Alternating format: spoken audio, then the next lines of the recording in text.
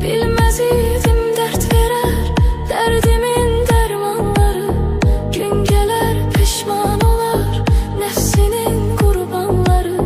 Dünya taxtinden salar şahları sultanları.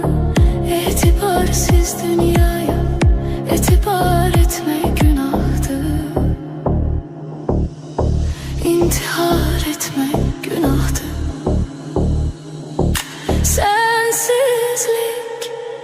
Sensizlik çok çetin dünyada.